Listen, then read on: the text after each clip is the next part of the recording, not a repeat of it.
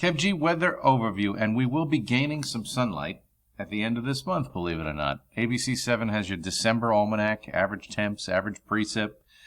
Look at that snow. Now, the average snow in Central Park is 4.9 inches. That's over the 150-year average. We haven't seen a snowy December around here since 2020. So we will see if that continues as far as the overall pattern is concerned. I am hopeful that after the 15th or so, we will have some chances around the holiday season. I like the overall pattern, but can we get to the average, the 150-year average? Who knows? We'll see, and that's why we tune in for the wonderful world of weather. Speaking of weather, we're actually getting some sunshine through the breaks of clouds today, and what looked like sort of an unfavorable forecast for the weekend. If your point and click on your cell phone is just driving you nuts this week. It's making you think it's going to rain the entire weekend. Now that's one of the drawbacks of these point and clicks on your smartphone there, because it's just a picture with clouds. It doesn't tell you when. It doesn't tell you how much. So a lot of these point and click forecasts, a lot of these cell phone forecasts are going to go down the swamp today, as we actually have some sun breaking through the clouds. Highs will be in the 50s, and any appreciable rain holds off until after midnight. Now, when we take a look at the NAM model, that's the short-range model.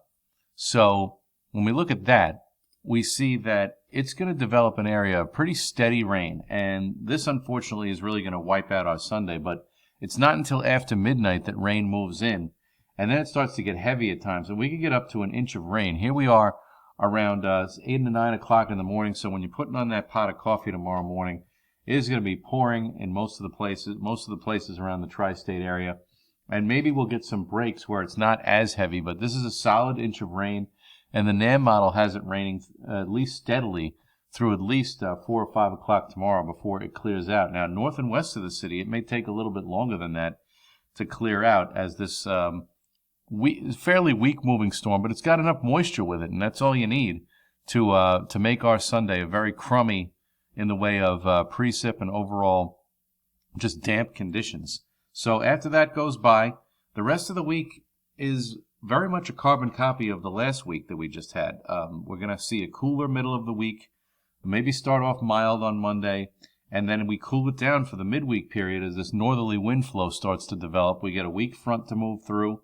Probably won't see snow flurries like we did last week, but nonetheless, cooler during the middle portion of the week. A storm goes by to the south. The models were trying to play around with the idea that we would get something with that particular system around this coming Wednesday, but that doesn't appear to be the case anymore, as the models are pushing it more south.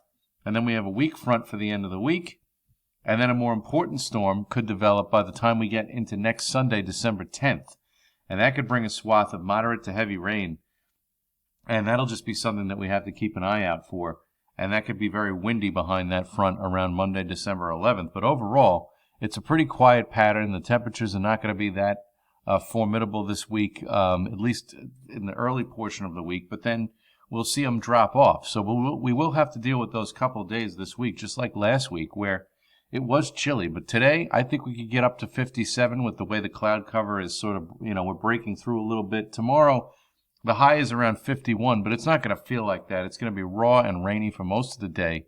The winds are going to be coming out of the south, so that might save us from, being stuck in the 40s all day, but I'm not that optimistic. And then Monday we clear it out with highs around 50.